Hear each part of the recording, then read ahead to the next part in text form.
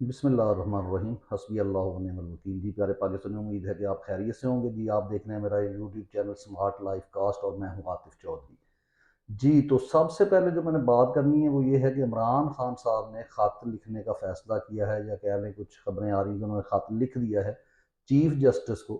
تو اس خط سے پہلے آپ کو تھوڑا سا ایک واقعہ جو آپ نے سنا ہوگا کہ ایک کمزور پہلوان تھا، اس نے ایک اچھے خاصے پہلوان کو نیچے گرا لیا اور اوپر بیٹھا ہوا وہ رو رہا تھا۔ تو وہ نیچے سے جو بیٹھا وہ بھی پریشان ہے، ساتھ والے جو آڈینس ہیں وہ بھی پریشان ہے۔ کچھ لوگوں نے آگے اس سے پوچھا کہ تم رو کیوں رہے ہو، تم نے تو اسے گرا لیا ہے۔ کہتا مجھے اس چیز کا ڈر ہے کہ جیسے یہ اٹھے گا جو اٹھا کے مجھے نیچے پٹک دے گا۔ تو ڈرپوک لوگ جو ہوتے ہیں نا، یعنی جو کہ ڈرپوک ہوں اور ظالم بھی ہوں، ان کو ایک خوف ہوتا ہے کہ شاید ہمیں گرایا جائے گا، شاید نہیں، یہاں تو یقیناً ہے۔ تو لیکن اگر عمران خان کے ذہن میں یہ ہے کہ میں اس کو خط لکھ دوں اور خط میں کچھ ایسی باتیں میں لکھوں، ان کو بتاؤں کہ جو ہے غیرت کیا ہوتی ہے، لوگوں سے محبت کیا ہوتی ہے، اپنے وطن سے محبت کیا ہوتی ہے، اور میں وطن کے ساتھ کیونکہ سنسیئر ہوں، تو ہو سکتا ہے یعنی اس کا جو ضمیر سویا ہوا ہے تو ضمیر جاگ جائے، لیکن ایسا ممکن نہیں ہے سر۔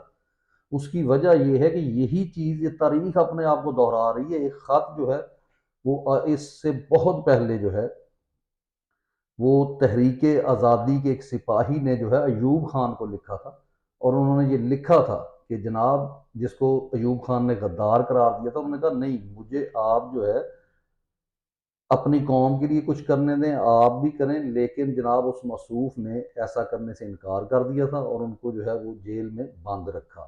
تو اس لیے یہ تاریخ پہلے بھی دہرائی جو ہے، جو کہ عمران خان صاحب جو مرضی لکھ لیں، کیونکہ یہ وہ لوگ ہوتے ہیں جو تاریخ کے سیاہ اور بدے اور بد کردار لوگ ہوتے ہیں۔